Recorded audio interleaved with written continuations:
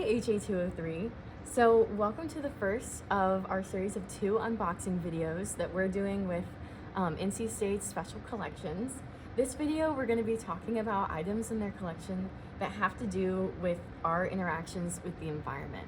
So up first we have 2 original prints of Mark Catesby's The Natural History of Carolina, Florida, and the Bahama Islands. So Mark Catesby was an English naturalist, meaning that he studied flora and fauna and natural history. He and other English naturalists, not nationalists, although perhaps nationalists as well, were very interested in the wealth of new species in the New World. He and others in his field were active about a century after the colonization of the Americas by the English, of North America by the English. He first came to the American colonies to Virginia in 1712. He collected specimens of flora, fauna, rocks, and other pieces of the environment that were native to the New World and that English botanists were interested in. He then was sponsored for his second trip in 1722. When he returned to England, he made watercolor drawings that then he produced in a 2-volume set. And we have 2 examples here today. So Mark Catesby made these through the process of engraving. And if you didn't know, engraving is the process of making prints of images via cutting into metal plates. So first, Catesby would make watercolor images, and then he would either himself or with a artisan would get metal plates, often made of copper. He would etch into them. And so that would create all of the different lines that we see and lines within, not just border. And then they would be printed into the page. And then an artist would come in later and fill in the color by hand. And we can tell that this is an engraving because we see the lines surrounding each print that mark the edges of the plate. And you can see it indents. And then we also see evidence of etching. If you zoom in on the video, you can see, I'm bringing it a little closer. You can see we have cross-hatching and etching here, which is where an artisan would go in and they would show depth and tone by making little marks to show shadow, to show that something was further back or further forward. So what we like about these images, and this is how we can tell what Mark's intention was, is that he didn't just make an image of, the plant as it was. He tried to show the life cycle of these plants and these animals. So as we see here, this is the Pennsylvania fly and the Rhus virginia. And we can see here the fly is shown on its side, and we can see all of its anatomical aspects. We see, if you were just seeing it from the side, perhaps you would not see all the legs, but we see them here. We see both antennae, the head is rotated towards us, as are the wings, and then we see all 3 of the bits that are on its tail. Here, we see the life cycle of the plant. We see new leaves coming out of new stems, and then as you go further down the stalk, we see longer stems with more developed leaves with little bits coming out at the end. And then further up, we see the berry of the plant, and we see how it starts and how it has little berries, and then as the plant gets more developed, we see the bushel at the top. Similarly, let me move this over here. Also, I'm allowed to touch these because we have a plastic coating. I don't know if you can tell from the reflective surface, but if I was actually handling these, I could not actually put my hands on this item. Here in this unlabeled plant with an unlabeled butterfly, I'm assuming it's a relative to the monarch. No idea. But we see, again, his scientific pursuits. We see the branches at different stages of development. We see small ones, large ones. We see their thorns that accompany them. We see ones without thorns down here, showing different stages of development in the plant. We also see its flower, where the bud is closed and then it slowly opens as it develops, and we see it from different angles, even though we're supposed to just be seeing a side of the plant. he has angled it so that we can see all of the anatomical aspects. We also see the fruit of this plant. We see a smaller fruit, a larger fruit. We see an etching or a sketch that he has done to show perhaps the size in comparison to the watercolor. And then we also see the fruit broken open so you can see the seed inside. And finally, we see butterflies. He liked to pair animals and plants, or insects and plants, where you would commonly find them in symbiosis with each other. And so we see the butterfly from the top view and from the side view flying, or this is the wing. We see the wing, showing that he is really interested in capturing how these bugs looked from all angles and how it might compare to the English species. So this isn't just a still life, this is actually a teaching in New World Botanics. Hi everyone. So this is our second item that we'll be looking at. It is also a Mark Catesby. However, before we looked at original engravings from Mark Catesby's book, and this is a facsimile. Those of you who don't know what a facsimile is an exact copy. So it means that the modern printmakers used similar technology, colors, and everything like that, and fonts and everything like that, to make this replica for academic use and for dissemination farther than the original can reach. So here we have one page from this facsimile, and this is the catfish, which I hope you guys will recognize.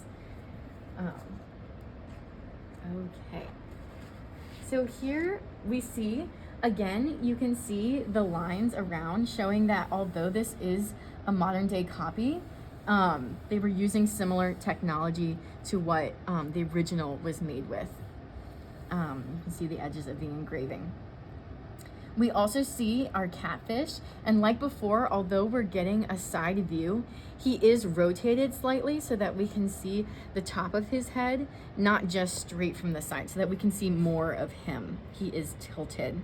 He also looks so happy. And then what's interesting is over here, we have the description of the catfish. So while before we just had the images, here we have the type of information that Mark would have included with his images.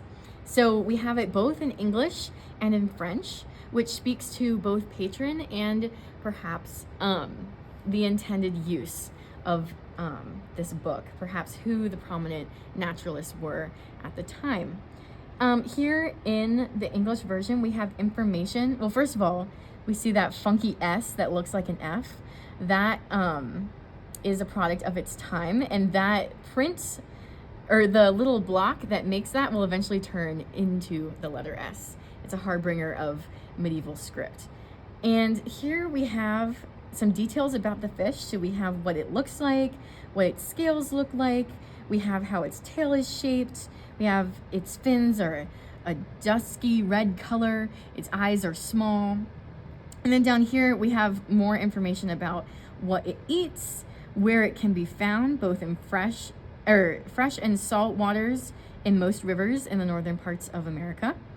And we have comparisons to an eel, which people in Europe would have been familiar with. And we have its use. It is good eating fish. Absolutely. And then we have a little bit more information about how it can defend itself, so the practicalities of how it moves. And if we come back to the image, we can see some beautiful examples of etching and cross-hatching right here to show the stripes without making harsh lines in the print. So it shows shade, it shows, when he's rotated, this is like the underbelly, it's a little bit in the shadow, but without having to just do straight lines across the whole fish. And we also see use of these lines to make his fins feel more curved and 3D than perhaps a straight line would do. Yeah, so we can see how this book would be practically used, both having a comparison to a European animal, and discussion of what it can be used for. And that would hopefully satisfy the curiosity of the botanists, naturalists, and others in Europe who would be interested in this New World animal. Hello, HA203 Welcome to our third item. This book is called An Odd Bestiary. It was published by, it's a Latin word, Celani Press in 1982. However, because of this format, we might think that this book is much older. So this book is meant to be a modern day bestiary. Bestiaries emerged in the ancient Greek and Roman world, as well as medieval Europe. They were very popular in medieval Europe. And they're essentially a compilation of text and images about animals, both real and imaginary animals. And these animals are then tied into an allegorical lesson, most commonly Christianity. And so we have this combination of the natural world being used to teach about Christ.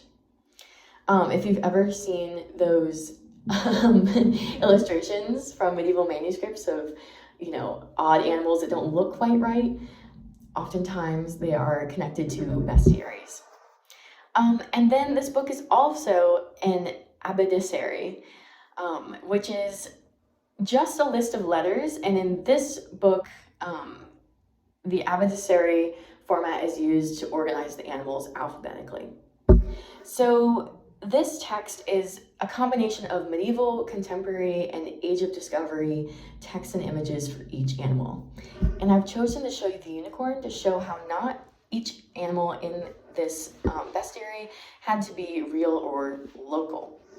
So our first page here is combining a contemporary image with a piece of text from Sir Thomas Browne, a 17th century English writer interested in promoting scientific processes while being religious himself. And he is discussing the idea that unicorns exist despite in scripture their mentionings perhaps being instead the rhinoceros.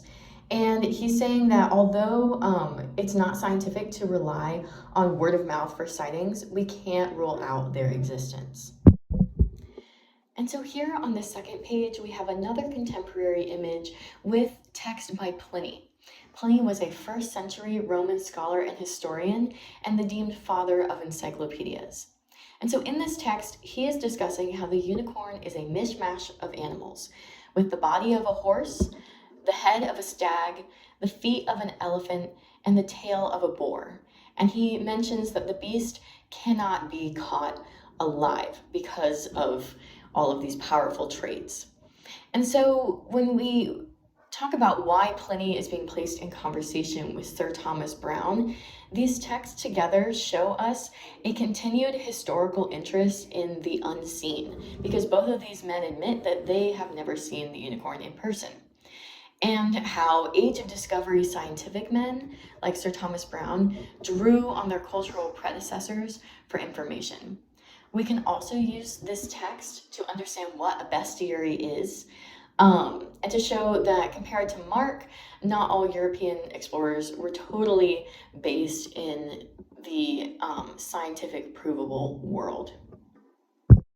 Fourth item, this is called Meditations with Animals, a Native American Bestiary by Gerald Hausman. It is published by Bear & Company, which is a publisher of spiritual books of all faiths and practices. So this bestiary, sorry, I always say it wrong, compared to the bestiary that we just saw, is a little bit different because it is combining indigenous tales and understandings of the fauna of North America instead of being a medieval European attempt at world categorization and Christianization. So this book spans the geographic space of the modern United States and a little bit into modern day Mexico. And we see how it's divided by the people who understood and told these tales, specifically by the type of environment in which they lived. And I've chosen to look at the Swimmer the Salmon, which is a poem accompanied by illustrations because it relates back to our catfish. And we can see how differently the salmon is portrayed. Excuse me. While before, our catfish was portrayed in an anatomical way, tilted slightly to the side so we could see all of its details. And it was accompanied by text about what it liked to eat, how humans could eat it, and what its natural predators were. In this illustration, we see the catfish in a moment of action. It's leaping out of the water. We see its life cycle here from eggs to fish to swimming upstream the rapids, which salmon, I always say that word wrong too, salmon are known to do. Atlantic salmon will swim upriver up to 13 times in their life, and that is how they migrate. And we can see that in here.